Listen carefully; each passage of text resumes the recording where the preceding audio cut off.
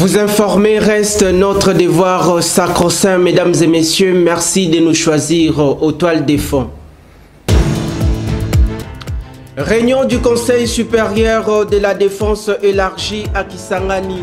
Des instructions claires ont été données aux responsables de l'armée Félix Tshisekedi, ne gire que sur le renforcement de la sécurité en RDC.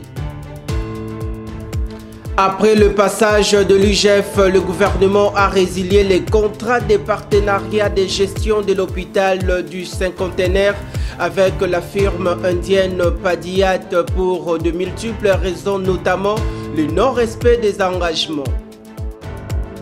Et l'humanité célèbre ce vendredi 25 octobre la journée internationale des artistes. Placée sous le thème « Agir pour un artiste », ces cadres visent à honorer la contribution des artistes dans la société.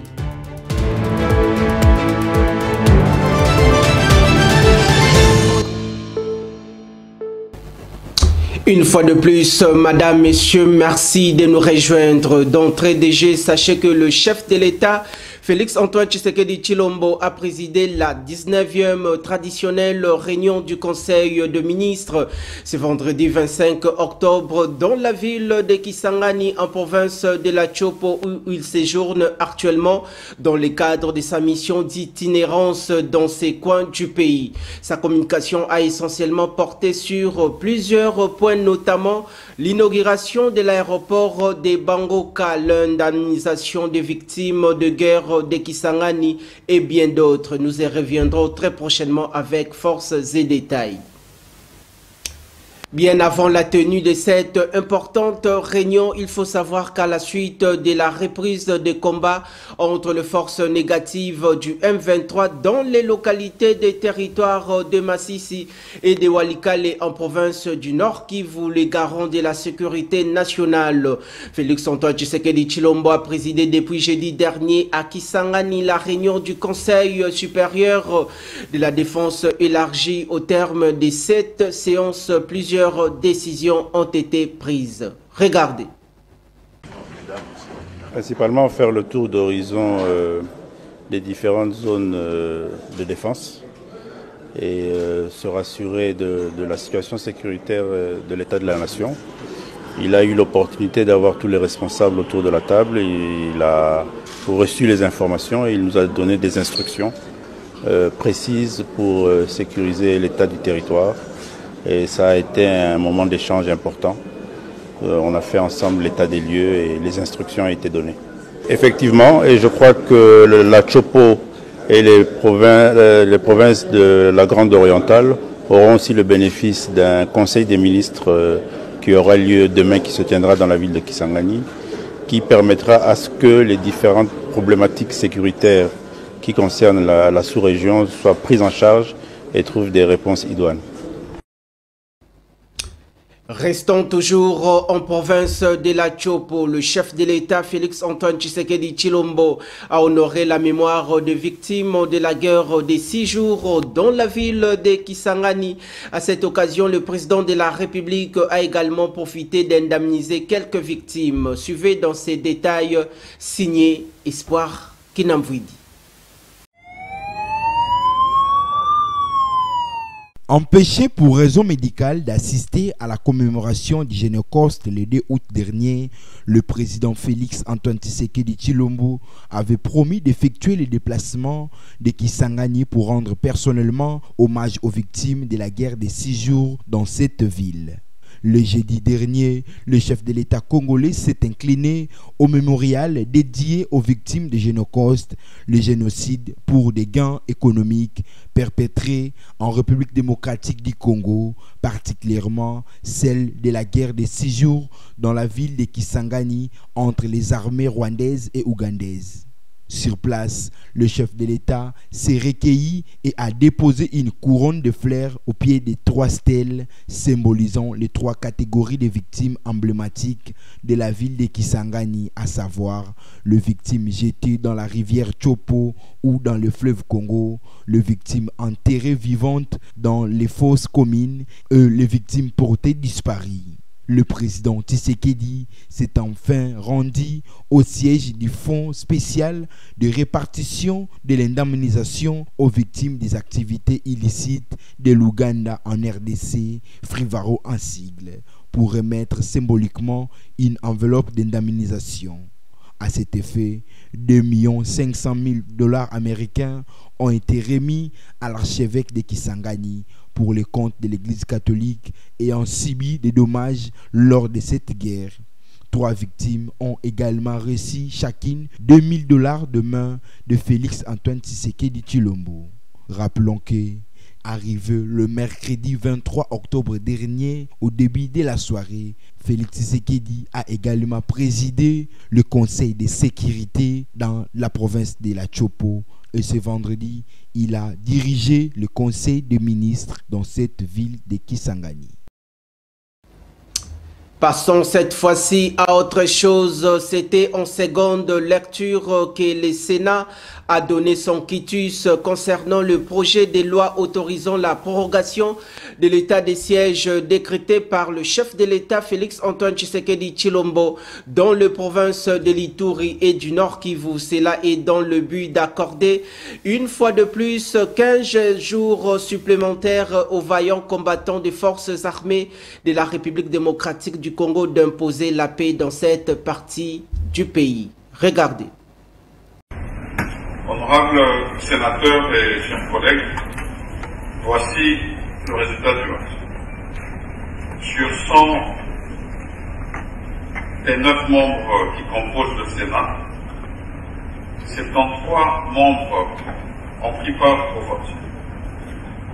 72 membres ont voté oui, aucun n'a voté non, un membre a voté abstention.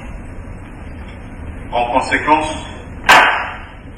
le Sénat vote le projet de loi portant autorisation de la prorogation de l'état de siège sur une partie du territoire de la République démocratique du Congo. Les remerciements. Ce projet de loi sera transmis à son Excellence Monsieur le Président de la République pour promulgation. Et le gouvernement congolais vient de résilier le contrat de partenariat de la gestion de l'hôpital du cinquantenaire avec la firme indienne Padiat pour de multiples raisons, dont le non-respect de ses engagements jugés graves par la partie congolaise. Il convient de signaler que les Indiens ont géré cette institution médicale de l'État depuis 2013 sous le régime de l'ancien président de la RDC, Joseph Kabila Kabange. Retrouvez dans ces détails. L'hôpital du cinquantenaire construit en 2013 grâce à un investissement de 100 millions de dollars américains financé par la République démocratique du Congo et la coopération chinoise est un établissement de référence dans la région. S'étendant du 40 000 mètres carrés, il compte 517 lits et abrite des unités spécialisées en médecine interne, pédiatrie, chirurgie et gynécologie, ainsi que des centres d'excellence en gastroentérologie, néphrologie et cardiologie. Ulcier d'épingler que le partenariat avec Padiat, un opérateur qui gère 17 hôpitaux en Inde et un à Dubaï, était initialement prévu pour assurer un niveau de soins répondant aux standards internationaux. Toutefois, selon le ministère de la Santé publique, la société indienne n'a pas respecté les normes comptables en vigueur en République démocratique du Congo. Il n'a pas fourni les rapports annuels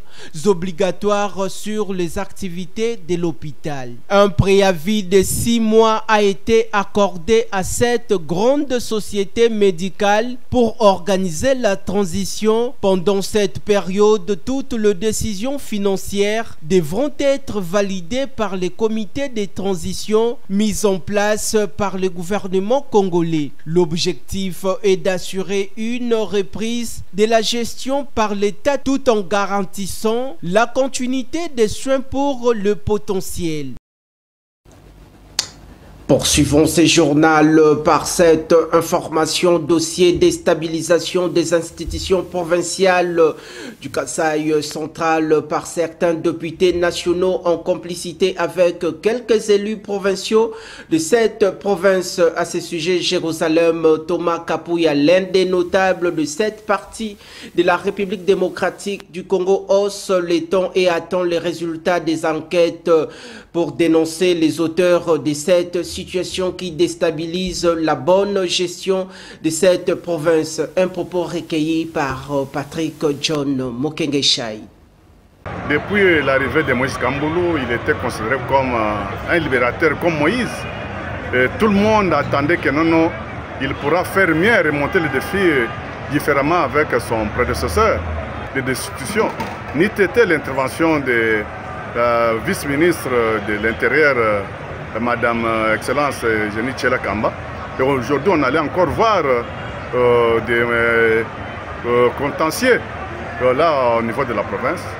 Mais laissons d'abord le temps Moïse Kamboulou, la gestion.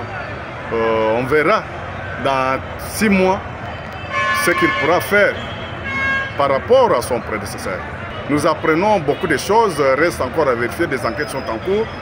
On cite des députés nationaux en connivence avec ceux qui sont à la province en train de dilapider les frais de la construction de la province, comme on parle sur les 145 territoires.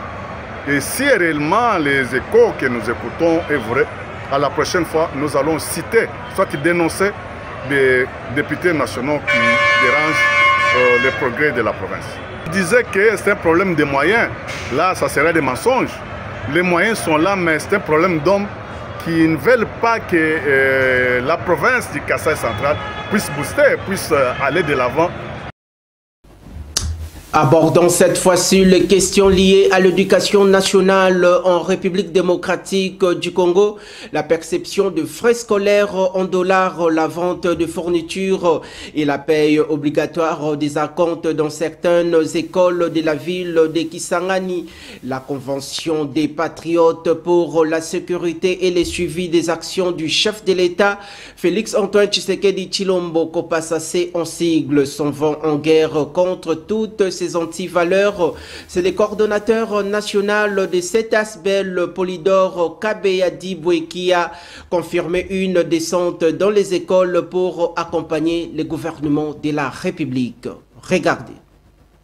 Son Excellence, Madame la Ministre, vient de prendre une décision qui est presque publiée partout.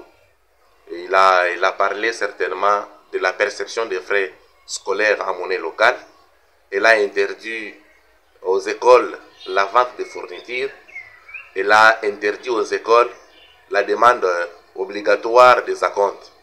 Voilà ce qui fait que les amis de la COPASAS s'engagent à descendre sur le terrain, vérifier dans toutes les écoles si cette décision de son Excellence, Madame la Ministre, est respectée par les chefs d'établissement ou les promoteurs des écoles, que ce soit des écoles privées, publiques, toutes les obédiences bien entendu.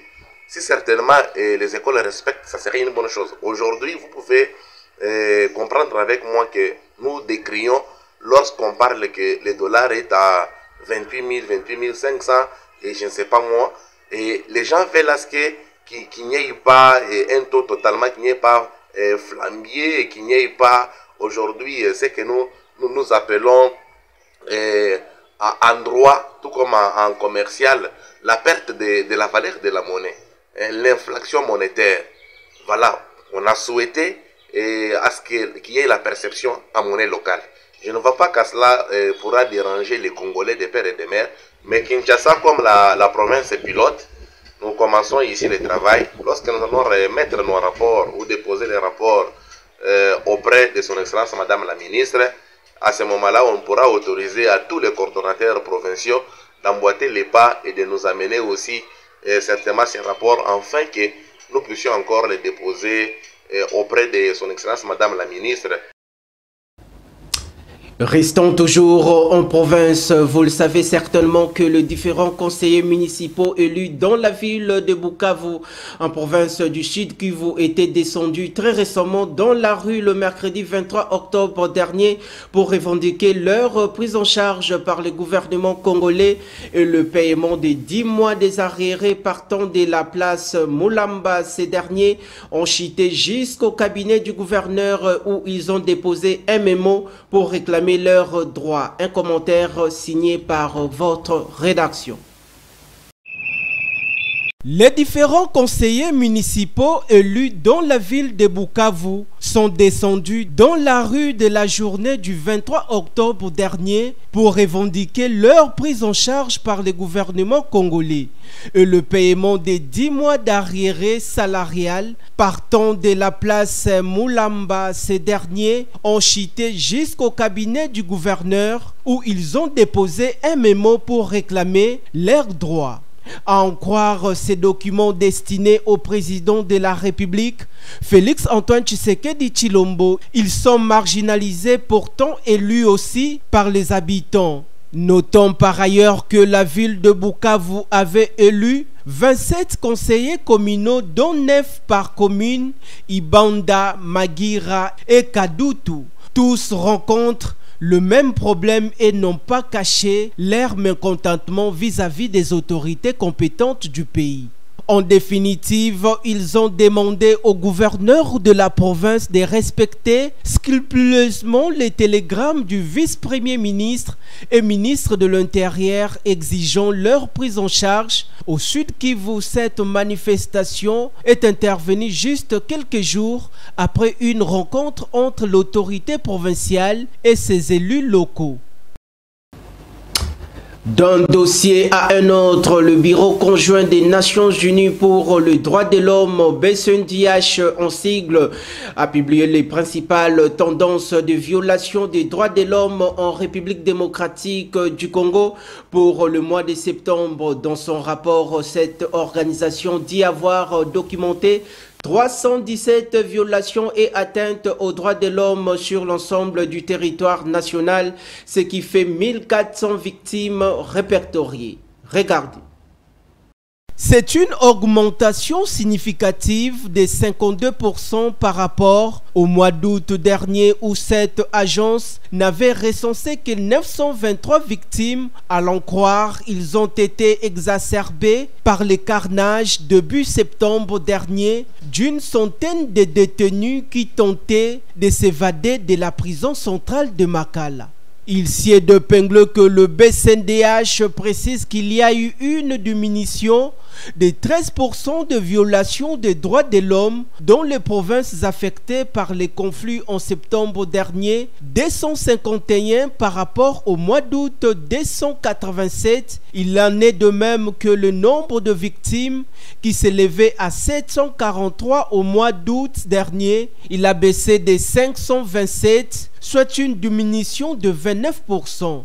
Contrairement aux provinces affectées, les provinces non affectées au conflit ont enregistré une augmentation de 20%, de 41 à 49 violations des droits de l'homme, situation qui s'explique par une augmentation des cas documentés d'arrestation et détention arbitraire par dépassement du délai légal, des gardes à vue dans les provinces de Kinshasa et de la province du Haut-Katanga.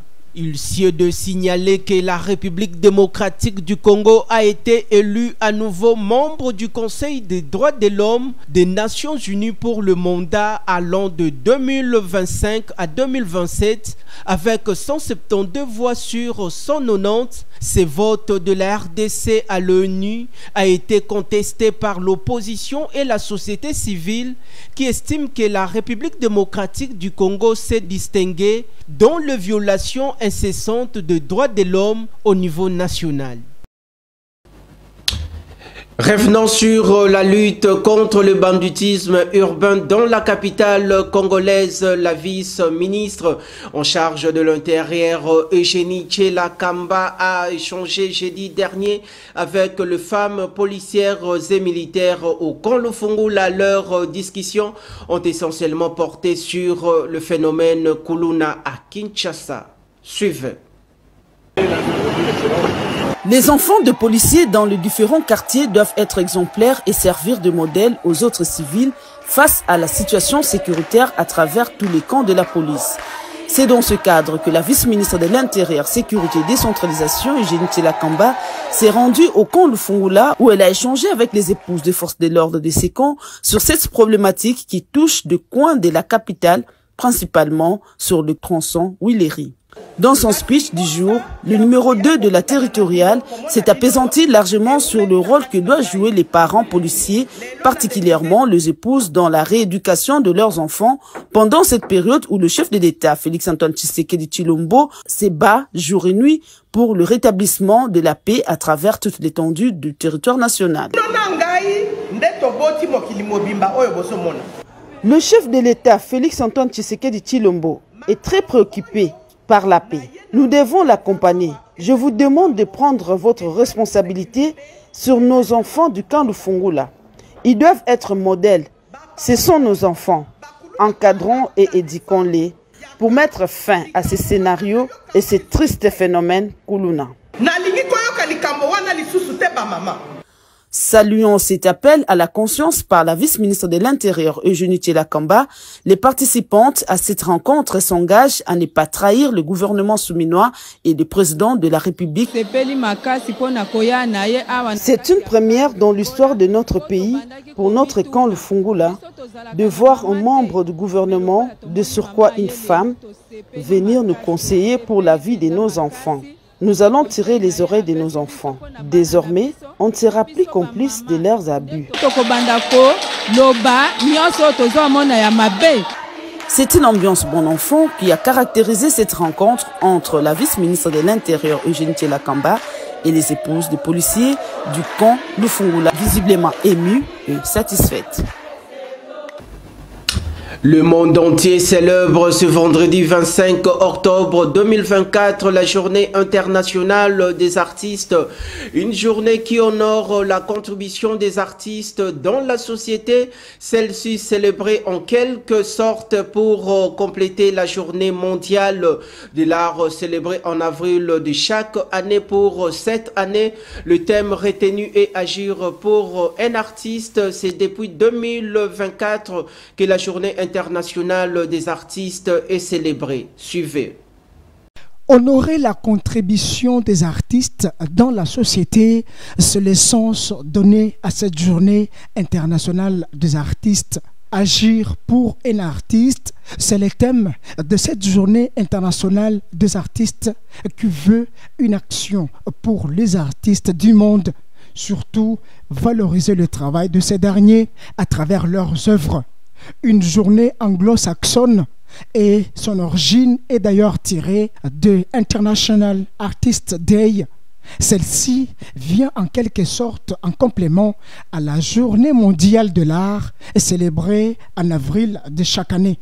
Interrogé par la rédaction de votre chaîne, certains artistes saluent de vive voix leur journée, mais pour la plupart se plaignent des conditions de travail dans lesquelles ils sont abandonnés à leur triste sort, sans soutien des autorités politico-administratives ni des personnes de bonne volonté pour honorer leur métier.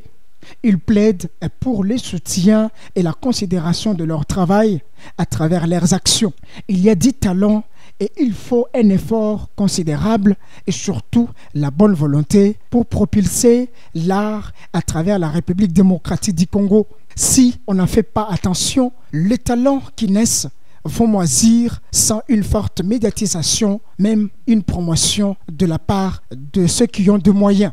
Voilà pourquoi ces derniers, à l'occasion de cette journée internationale des artistes, lancent un cri d'alarme et sollicitent l'implication des autorités et surtout du ministère de tutelle pour une véritable promotion de leurs œuvres. Abordons cette fois-ci les questions sportives pour faire le point sur le préparatif des CAN en 2025. La sélection nationale senior-dame de la République démocratique du Congo s'active avant la double confrontation contre l'Ouganda à Kinshasa et les Léopards dames handball dompté le portugaise en amical à domicile. Voici dans ces détails signé Espoir Kinamvidi. Lors de la séance d'entraînement du jeudi dans la soirée, les Léopards seniors dames ont bénéficié de la visite du ministre des Sports et Loisirs, Maître Didier Boudimbu, venu apporter son soutien aux joueuses avant la double confrontation en amicale face à la sélection nationale de l'Ouganda. Sur place, au stade de Martyrs de la Pentecôte, le patron du sport congolais s'est enquéri de la situation de l'équipe nationale congolaise. Un motif de satisfaction pour les filles et les membres du staff technique. Déjà qualifiés, les Léopards dames s'activent pour la phase finale de la Coupe d'Afrique des Nations prévue au Maroc l'année prochaine. Par ailleurs, la délégation de la sélection nationale de l'Ouganda est arrivée ce vendredi à Kinshasa pour les 2 matchs amicaux le 27 et le 30 octobre prochain, rencontre qui sera disputée au mythique stade Omnisport de Martyrs de la Pentecôte à Kinshasa.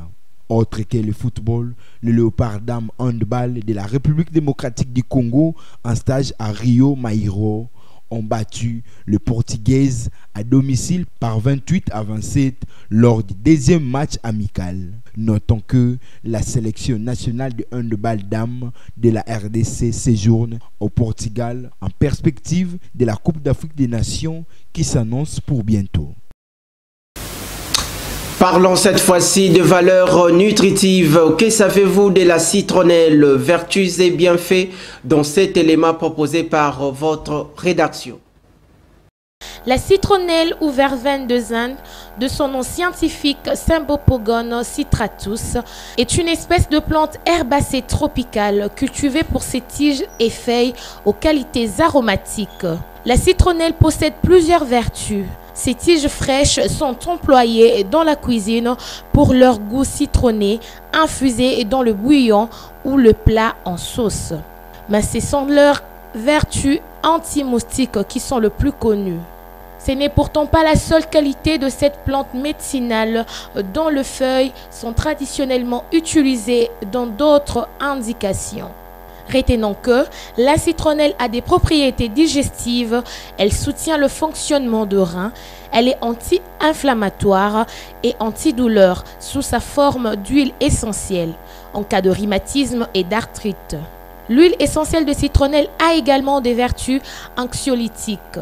Enfin, en cas de forte transpiration des pieds, cette huile exerce une action déodorante et régulatrice. Il est également possible de mettre quelques gouttes dans ces chaussures pour éviter le mauvais odeur. À présent, la page météorologique. Sachez que demain matin à Kinshasa, le ciel sera encombré de nuages. La température dans la capitale congolaise sera de 23 degrés Celsius, mais la température ressentie sera plus chaude, soit 25 degrés Celsius. La force du vent oscillera aux alentours des 7 km par heure. Et à l'après-midi, il faudra être équipé en conséquence pour affronter la pluie, car la température atteindra les 32 degrés Celsius. Dans la soirée, forte possibilité de pluie, la température retombera vers 26 degrés Celsius.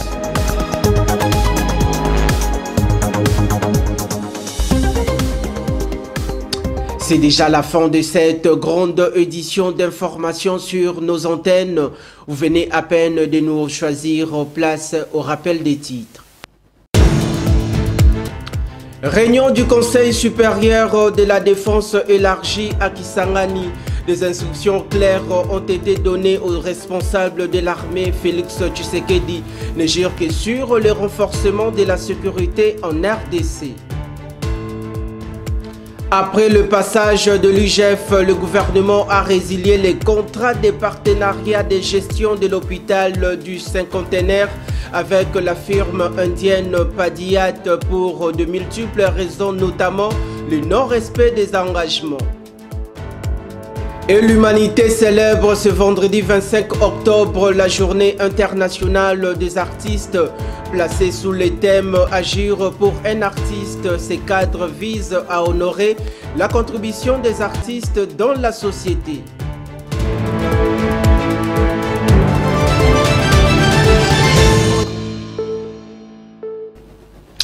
La conjugaison des efforts sans relâche de la rédaction et de la technique a conduit à la réalisation de ces majestés travail. D'ici là, portez-vous bien et excellente suite de programmes sur Kinactu TV, votre partenaire d'excellence. Je vous retrouve demain avec la même ferveur.